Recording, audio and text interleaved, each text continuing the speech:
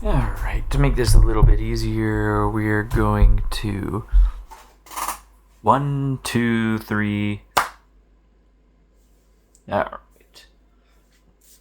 Hello everyone, this is something a little bit new, and it's a lot messy actually. In fact, it's so messy that I am actually going to fix it a little bit because it's bothering me a lot.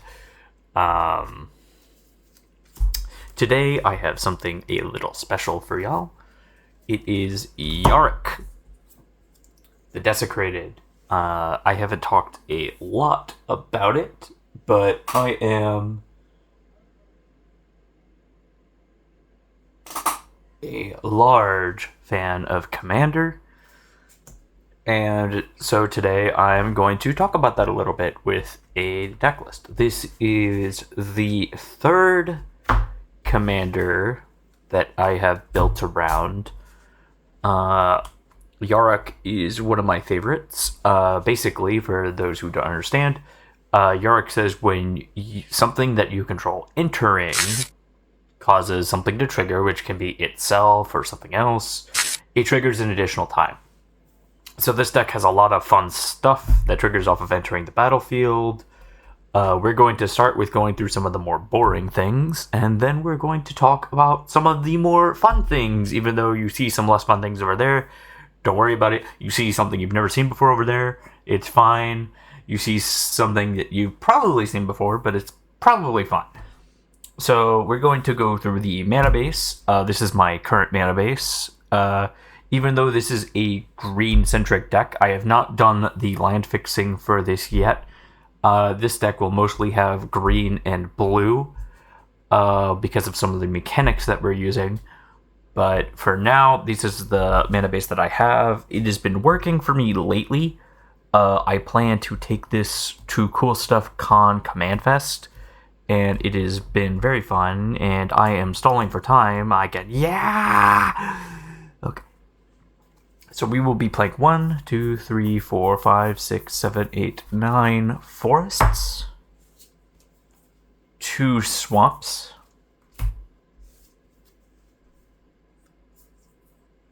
and 4 islands. You might question why play any swamps and islands at all in a 3-color deck. The reason why is because we have a massive green, which means a lot of ramp, and that means a lot of ways to get to our tools quicker. Now, going into our non-basic lands, we have Reliquary Tower, which can uncap our hand size. We have a Undercity Sewer, Surveil land, really good. We have 2 other land on tap. We have a Tainted Wood for color fixing, Zagoth Triumph for Sojourn, a Woodland Cemetery, Old Growth Grove in case we need the instant on the other side, Bajuka Bog is good tech, Shipwreck Marsh, Polluted Delta for more color fixing, Opulent Palace, Hinterland Harbor, Dreamroot Cascade, Demir Aqueduct, Edge Maze, Underground Mortuary, and Command Tower. One of the things I plan to do in this deck is fix it by putting more green-blue lands in there, because there is not a lot of black in this deck, so we don't need it as much. It's still good to have, but we also have things like Command Tower and stuff that'll cycle through that mana in kind of a good way. Now to go through creatures, let's go through some of the ones that... let's go through the smallest pile first. We got a Cursed Marauder. It's a card in Modern Horizons 3 that stood out to me a lot. When it enters, each player sacrifices a non-token creature. This can kind of get out of hand with Yarok. This is getting out of hand.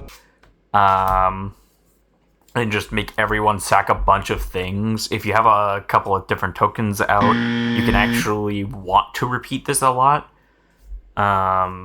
Massacre Worm. This is one of your win cons. It can just make everyone lose a lot of life if you blink it over repeatedly and clone it. Noxious Gear Hulk. When it enters, you can destroy another target creature. If a creature is destroyed this way, you gain life equal to its toughness. Just a way to get back your mana, and it has menace. your mana, your life. Shieldred, she loops the stuff in your drop, and she stops other people from doing stuff. You might want to cut this for something else, just because I have run into the situation where people were playing sacrifice shenanigans, and as a result, that was very not good for me. The next second smallest pile is the multicolor pile. Baleful Strix. When it enters, draw a card. It is a blue and a black pip, but very notably, it is Flying Death Touch, which a lot of people can't get around. Uro, Titan of Nature's Wrath. A recent acquisition. It can trigger twice off of Yarok, and it can get you going really quickly at 3 mana. It's basically a growth spiral that's also a creature, but it stays in your drop, so as the game goes on, you can play it again and see what stuff you can get. Tatiova, kind of in the same nature as Uro. If you have the mana for it, you're probably already set up with Tatiova, so you can probably just dig through your deck as you're playing. Although you have less reason to play her, depending on the spot you're in. Risen Reef. There's a lot of elementals in this deck, and it also sees Yarok, but more importantly, it triggers twice off of them entering, so it's just a good card to play. If you could put more elementals in here, I highly encourage it, as long as it doesn't go against the deck's theme too much. But it just helps dig through your deck quicker. And before I forget, we will shuffle these, because I do plan to play with this later. Let's go through our next pile. I might as well put these all out there at the same way. Fear of Isolation, Shrieking Drake, and Dreamstalker all serve the same purpose. When you cast them... Well, okay, this is technically not true. Shrieking Drake and Dreamstalker, when they enter, can bounce permanents you control to your hand. These are ETB triggers. Fear of Isolation is a cast trigger, but I still play it just because it's another way for me to bounce stuff to my hand. And also it flies, which is nice. Basically, if you have Yarok out, you can say you have an ETB you really want, like a Massacre Worm. If you have Yarok out, you can play the Massacre Worm, drain people's life, play the Shrieking Drake, and because Shrieking Drake triggers twice, you can bounce the Massacre Worm to your hand, and the Shrieking Drake will also come back, being safe in your hand and giving you another tool that you can use in the future. This was not shuffled very well. I'm very worried that I accidentally shuffled this in a bad way now because of all this.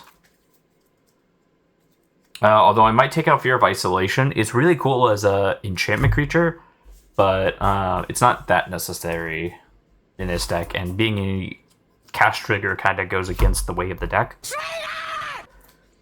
You might have seen it for a while. It's Flesh Duplicate. If you have a creature out where you like the ETB, or more importantly, if you see someone else with an ETB, you can have Flesh Duplicate come in as that creature, and you can clone it, getting the ETB, and then maybe duplicating it with Yarok. I have had shenanigans with a different version of this deck that mostly ran clones, where I got my hands on someone's Atali, and I kept cloning it over and over again. So Flesh Duplicate is just kind of a remainder from that strategy. 2 blue is kind of weird. If you can't run it, don't worry about it. Maul Drifter, it's an elemental that can be seen by a Risen Reef, and it can also draw you cards, so it's just a good way to dig. Trophy Mage is kind of in that same vein. You can get Artifact with Converted Mana cost 3, reveal, put to your hand. We have a couple of different Artifact 3 costs in here, but Yarok can do that twice, actually getting you 2 of them. Peregrine Drake, very obvious, but you can actually go infinite here as long as you have Yarok out. You tap 5 for the Peregrine Drake. If you have Yarok out, you can float the mana. because the 2 ETBs are on the stack, you can untap all the lands you use for Peregrine Drake, tap them again before the second ability triggers, and float the mana. So it does go infinite. If you don't like it, you could put another ETB in there. I suggest another high cost thing or something that boosts your consistency.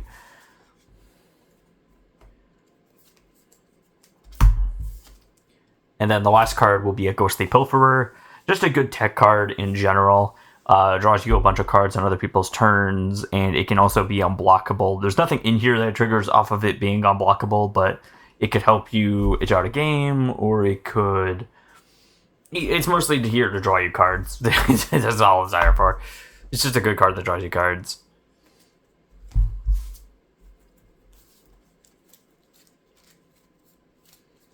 I actually don't play Rhystic Study in this deck because I find the card to be egregiously boring.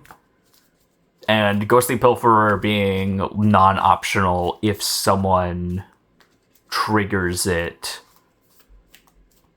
is partially helpful. So going through our green pile, we have a Titan of Industry. I just added this because you can get mana pretty fast in this deck. Titan of Industry can do so much, but it can gain you life. It can put shield counters on things, so like you can protect Yarok. You're probably going to use it for the destroy target artifact or enchantment. It is reach and trample, so having it on the board is super helpful.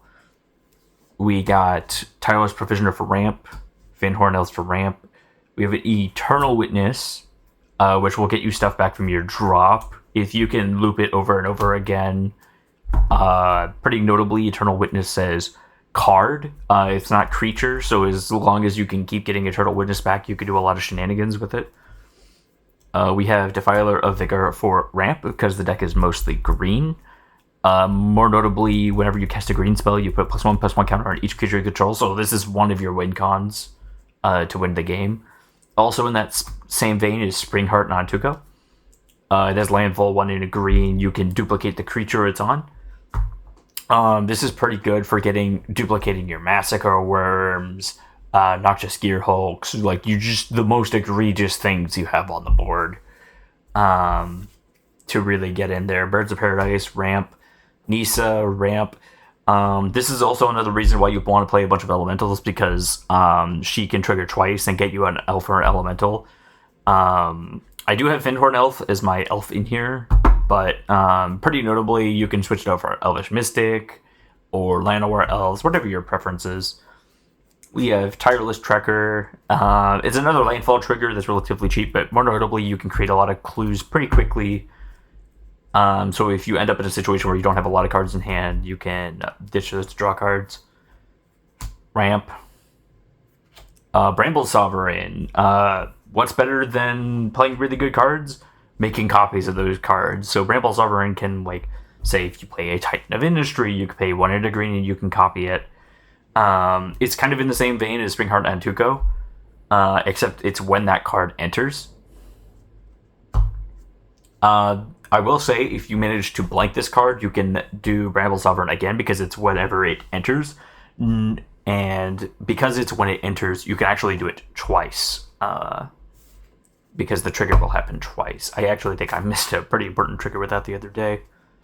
Now that I think about it, we got Lotus Cobra. It's more mana. Having lots of mana to play lots of things. Get to where we want to go. Pretty important. Yeah.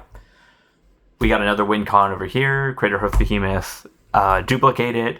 Make more of them. Do whatever. Give all your stuff trample and get X for each creature you control. It's pretty good, pretty good.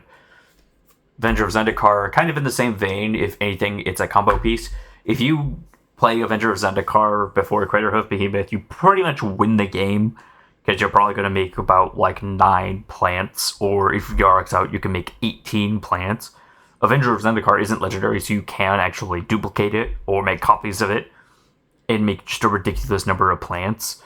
And at that point, if you play Craterhoof Behemoth, or if you play any lands, you can just make them absolutely obscene. While this is ramp, this is one of your win cons, Overlord of the Hauntwoods. Overlord of the Hauntwoods does something that I personally like to call the infinite land glitch, where if you have Lotus Cobra and Yarok on the board, as long as you manage to bestow Spring Heart Nantuko onto Overlord of the Hauntwoods, you can, when the copy of the Overlord of the Hauntwoods enters, it creates a land token named Everywhere. Lotus Cobra will take 2 mana, make 2 mana from seeing that. The landfall trigger from Spring Heart Nantuko is on the stack, so you can actually pay the 1 in a green to make a copy of Overlord of the Hauntwoods, and then you just keep going. You can literally go infinite with it. It's crazy. It's the second infinite in this deck. I don't like to play infinites, but I was thinking about this the other day and realized that was something you could do. Obviously, you can do the same thing with Nisa or anything else that can generate mana. Very unique interaction.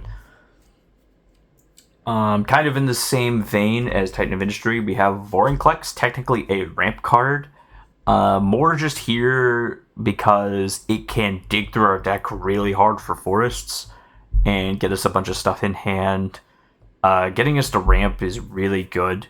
And while getting the forests in our hand isn't generally that great, you can also flip it over and you can get creatures from the top of your deck, which if your hand's not doing that well, you just dug 4 forests out of your deck because of Yarok, so you definitely should have something.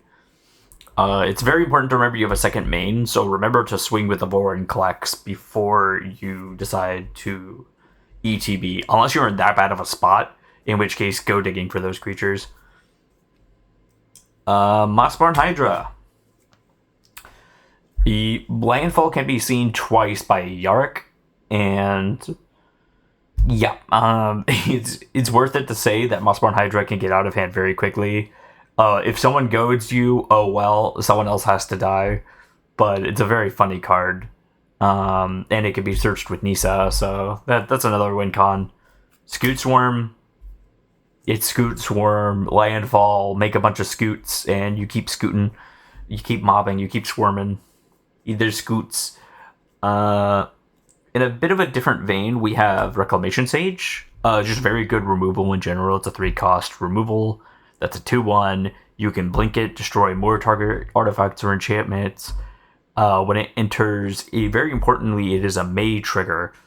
So you don't have to destroy yourself if you have too many targets. But just a good removal spell. That's also an elf. It can be searched by Nisa and can be duplicated. Very funny card.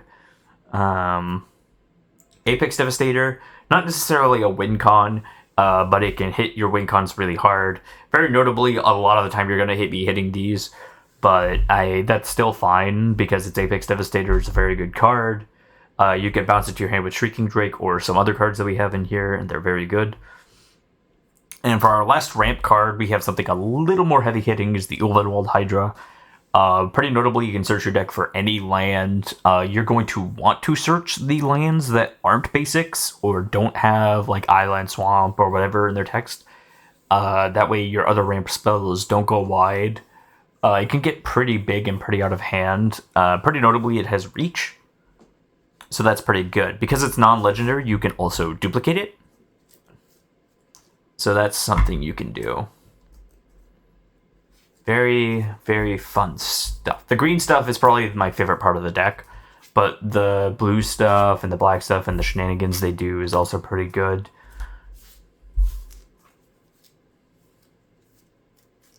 Just very fun. I love all this stuff triggering twice. Very importantly, for those that don't know, oh wow, that's still on top. That's amazing.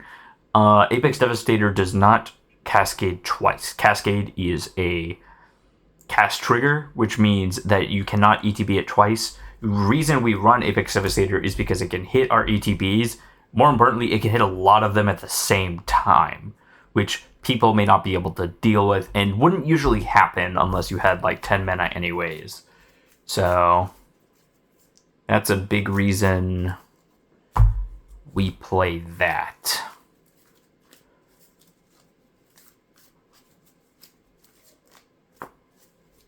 in terms of all of the cards I've run in this deck before, I really enjoy the green pile. And Overlord of the Hauntwoods is something that I really look forward to playing, just because it's a large ramper that does things that normally doesn't seem possible in Magic. Like making land, it feels really weird. And I am trying my best to shuffle these forests in. And you can go at the bottom. I need to shuffle this whole thing after showing it off like this anyways, so, yeah. Alright. Next, we're going to go into the next part. You all have probably been eyeing this for a while now, but our artifacts are pretty important. Depending on how you want to build your deck, you might want to put more or less artifacts in there. I like Trophy Mage a lot, so it's one of the reasons why I play a lot of artifacts in here, even though it might not be the best. The first and the most obvious is Panharmonicon. If an artifact or creature entering the battlefield causes a triggered ability of a permanent you control to trigger, that ability triggers an additional time. Pretty notably, it's only if an artifact or a creature entering the battlefield causes a triggered ability of a permanent you control to trigger. Meaning that only the creature entering causes it to trigger, and only an artifact entering. So if you have a creature ETB, that works. If an artifact has an ETB, that also works.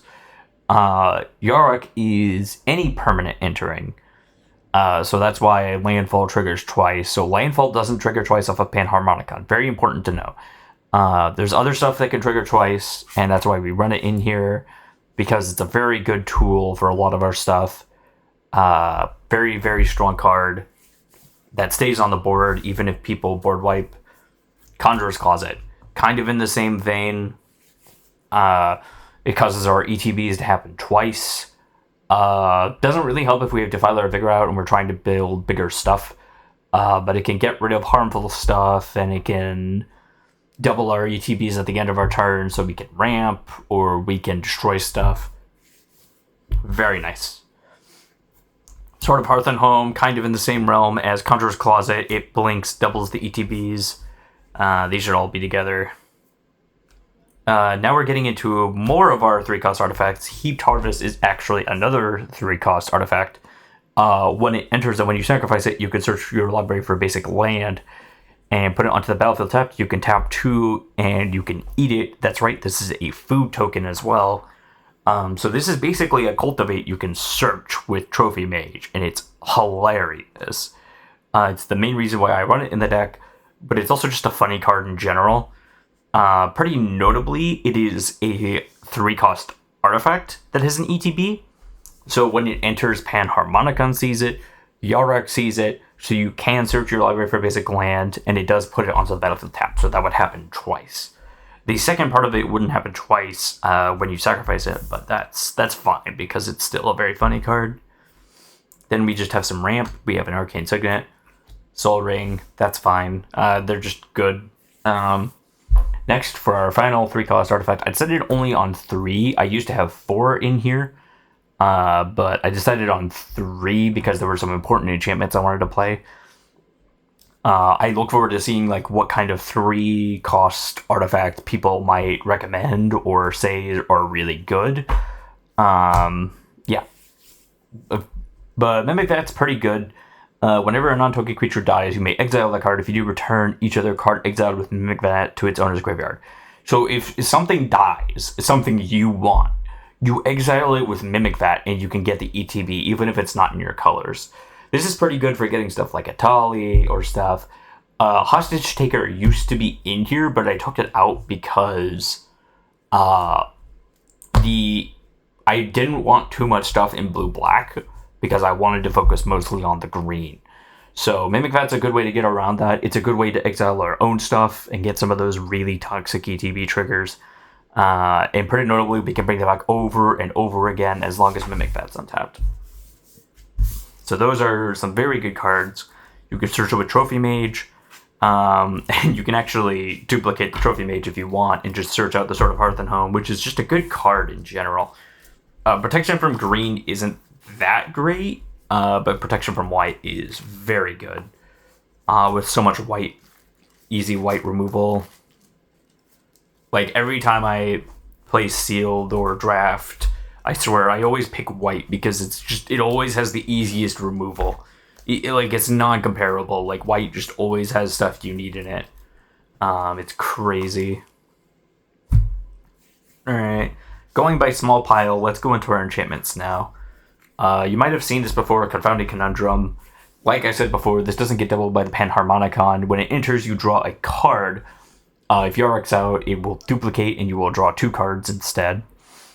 Pretty notably, whenever a land enters the battlefield under an opponent's control, if that player had another land enter the battlefield under their control this turn, they return a land they control to their owner's hand.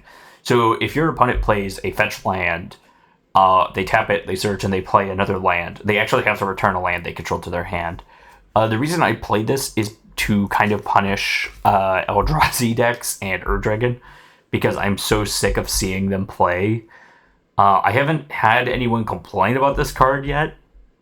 And there was actually a time when I played Avatar of Growth with this, and the basic concept behind it was that I would play Avatar of Growth when Confounding Conundrum was out, and if you look at the text, it's whenever a land enters under the battlefield under an opponent's control. Not if they played it that turn. It just looks to see if another land entered that turn. So they would play the land, and then they would play the second land, and then they would just have to return a land they control to their hand. So that was something I wanted to do for a long time. But I decided against it because giving your opponent's lands is really bad. Yarok's Uprising. It gives your stuff trample. Pretty notably, you don't have a lot of creatures with power 4 or greater in this deck, but when those enter, you draw a card. If Yarok's out, it sees that it triggered from another creature entering, so you draw another card. Pretty good card. Just good generic card. Sporogenic Infection. This is a funny card that I found, and I decided to keep it because it's really, really, really, really funny. So the way it works is you enchant a creature with it. When it enters the battlefield, you target a player, and target player sacrifices a creature other than enchanted creature.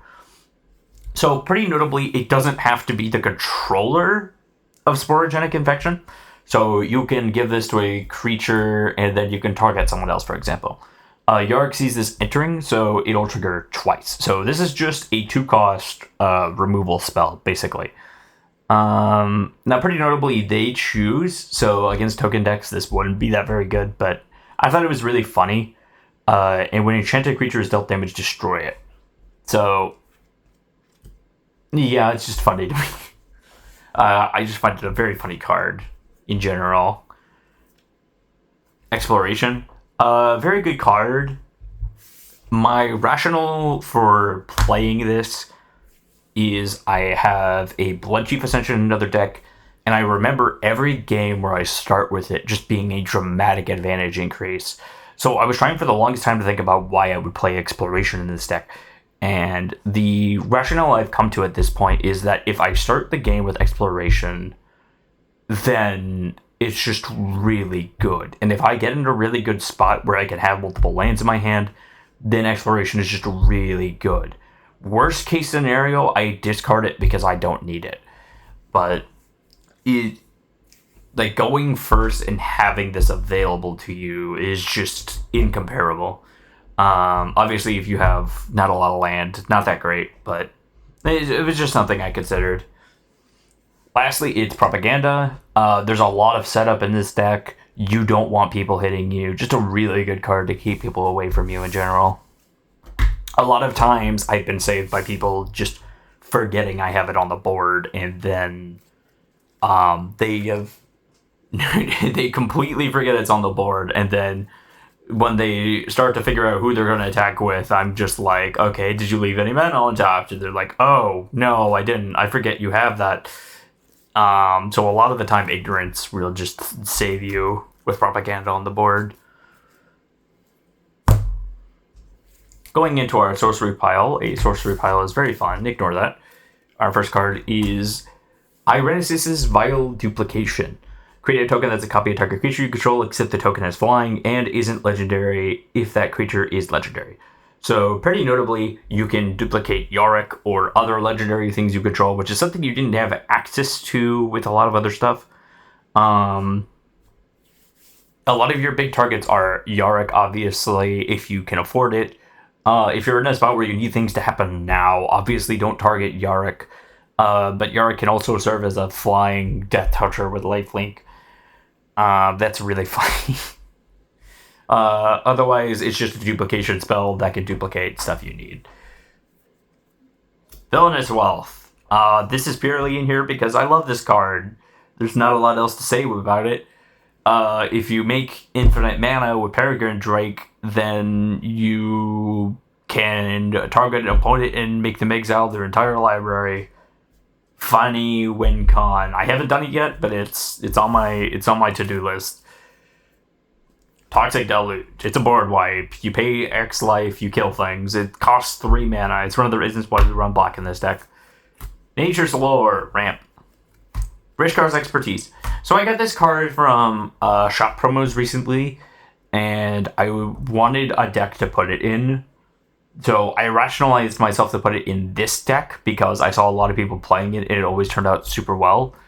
But if I ever get in a spot where I have an excess of mana and I can just like draw a crap ton of cards by making my creatures really big, then that's also really good.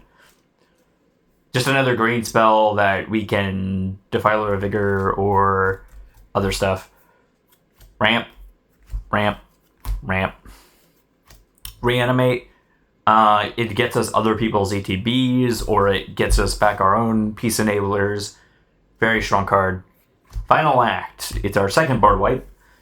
Pretty notably and pretty importantly, it destroys all creatures, planeswalkers, battles, and it can exile all graveyards.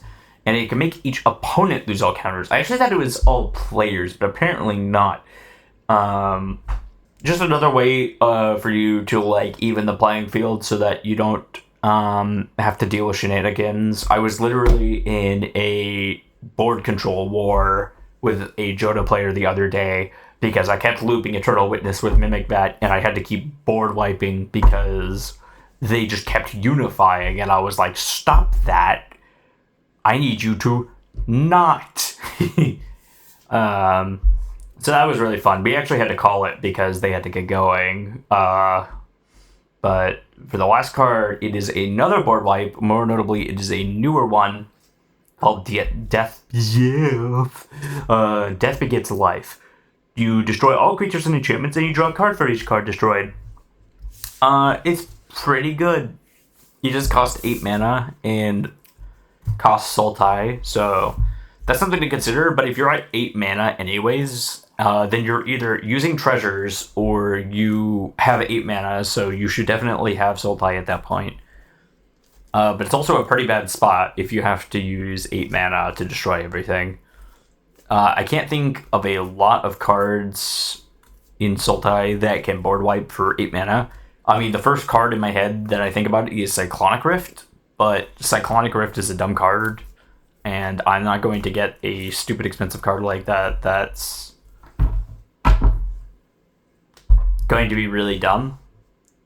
And last is our interaction. Obviously, you can change your interaction how you want to play. It's Sultai, you have access to green instants, you have access to black instants, you have access to blue instants. You could do revive, destroy, negate, whatever. This is just what I play. The first is Beast Within. Destroy any permanent, and your opponent creates a 3/3 green beast. Just very good removal. It can destroy pretty much anything. Just very good card. Familiar's Ruse. This card is dual purpose. I actually had a funny interaction where I returned a Apex Devastator to my hand with this card. But this also plays to your win con of trying to get a lot of good ETBs in there. It's one of the only counter spells in this deck, which is funny, but we also don't run a lot of counter spells because I'm not a fan of it. Ghostly Flicker. Exile 2 artifacts, creatures, and or lands you control, then return those cards to the battlefield under your control. The reason why we play this card is because, number one, it exiles creatures. Number two, it exiles lands. And lands return to the field untapped. So you can get your mana back and trigger a lot of landfall with this, or you can do your ETBs. It's a very multi-purpose card. It can also save your stuff from being exiled or targeted. Just a very good card in general. Strix Serenade. Someone looked at you wrong and you give them a bird. Deadly Relic. I only put it in here because the Deadpool secret lair became a thing, and it's a really good removal. You don't really get exile outside of white, so... And it's also free if you control Yarok, so... just a really good removal spell. Otherwise, it's just a removal spell. A lot of stuff can't get around exile, so yeah. In kind of the same... Well, I actually used to have a Sawn Half already, but I wanted to play the Secret Lair one because it's funny. You can destroy... let's find an example for this. Oh, that's the perfect example. Say you have a Massacre Worm, and you Massacre Wormed people, and say literally Massacre Worm entered and is on the stack. And Yarok could be out, Yarok could not be out.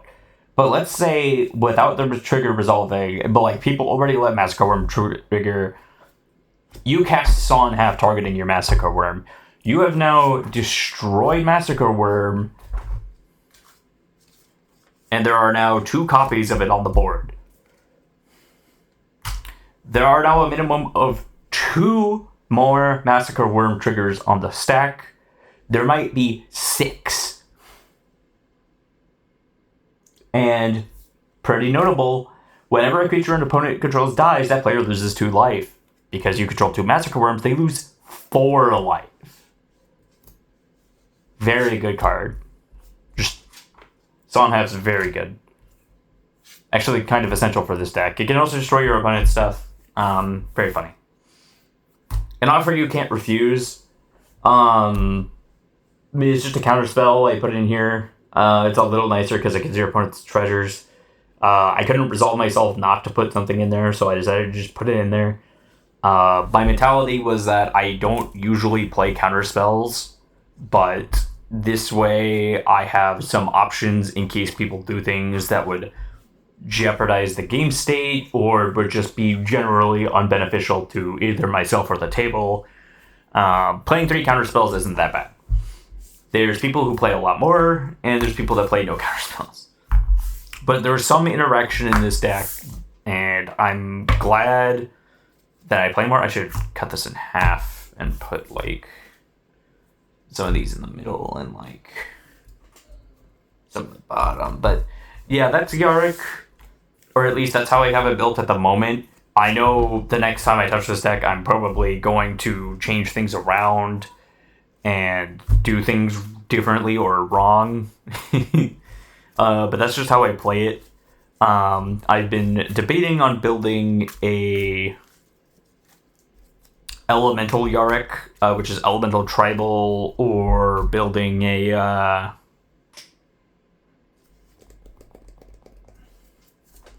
Enchantress Yarok, which is just enchantment ETBs, because Yarok can see enchantments enter. But I haven't seen or really researched enough about that yet.